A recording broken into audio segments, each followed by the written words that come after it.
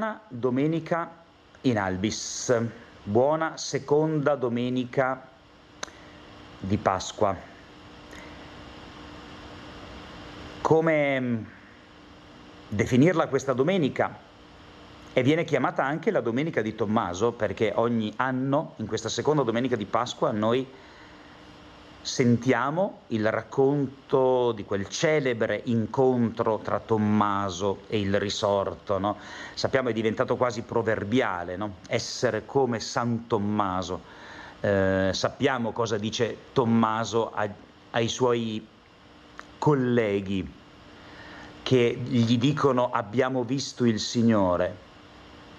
Ma egli disse loro: se non vedo nelle sue mani il segno dei chiodi e non metto il mio dito nel segno dei chiodi e non metto la mia mano nel suo fianco, io non credo.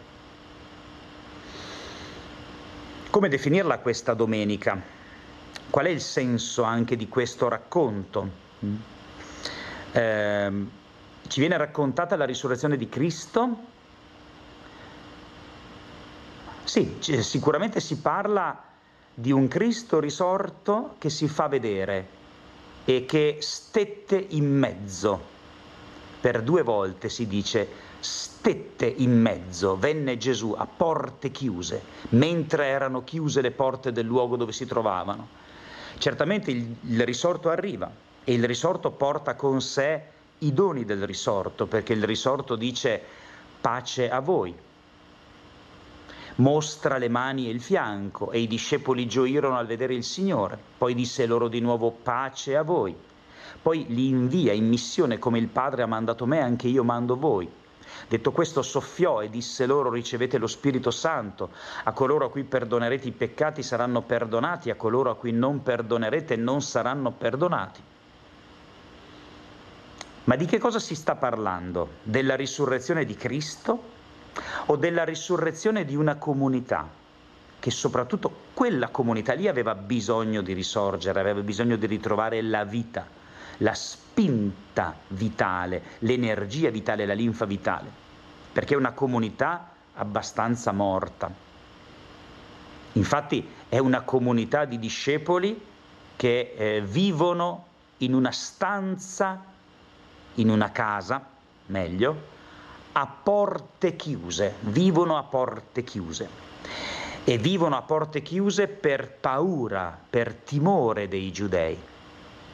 E poi è una comunità che sta rischiando anche un po' di sgregarsi un po', di perdere qualche pezzo per strada. Infatti Tommaso non è presente nel primo incontro, ci sarà nel secondo.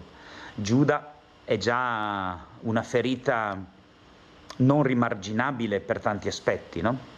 Ma poi sono feriti anche tra di loro, perché noi ci immaginiamo che il senso di colpa ci fosse, perché avevano rinnegato Gesù e lo avevano abbandonato. Quindi è una comunità dove lo stato d'animo non può essere quello della soddisfazione, dell'entusiasmo. Stanno rileggendo un fatto che porta con sé anche delle fatiche a livello personale, dei sensi di colpa, anche il senso di un fallimento, di una delusione anche, forse delusi da Gesù, delusi da se stessi. E poi Tommaso è una figura interessante, perché Tommaso lui continua a dire io, lui continua a dire io, sì, d'accordo, sì, ma se io non vedo nelle sue mani il segno dei chiodi e io non metto il mio dito nel segno dei chiodi e io non metto la mia mano nel suo fianco, io non credo. Sentite, no? È molto prigioniero di se stesso, del proprio io e di questi aggettivi possessivi, il mio dito, la mia mano. Allora vedete che siamo di fronte ad una comunità che ha bisogno di rinascere, di essere risuscitata, di risorgere, ha bisogno di ritrovare la vita, ecco. Perché non può essere vita questa.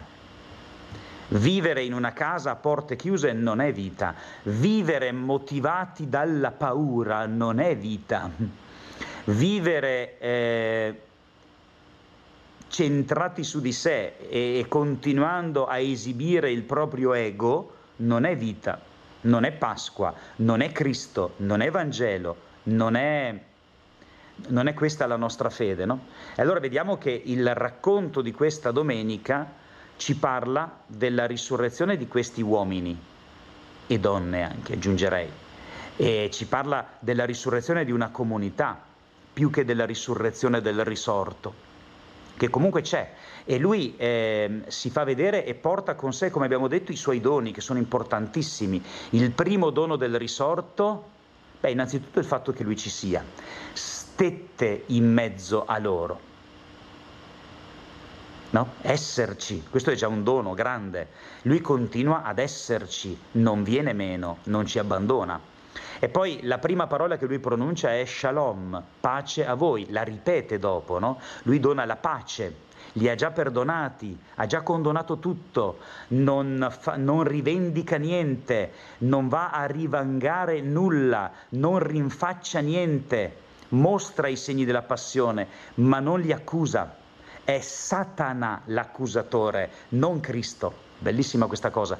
E poi Gesù addirittura li invia, rinnova la sua fiducia e li manda a perdonare i peccati, perché l'umanità non sia schiava dei propri sensi di colpa e non sia schiava del male, del peso del male, no?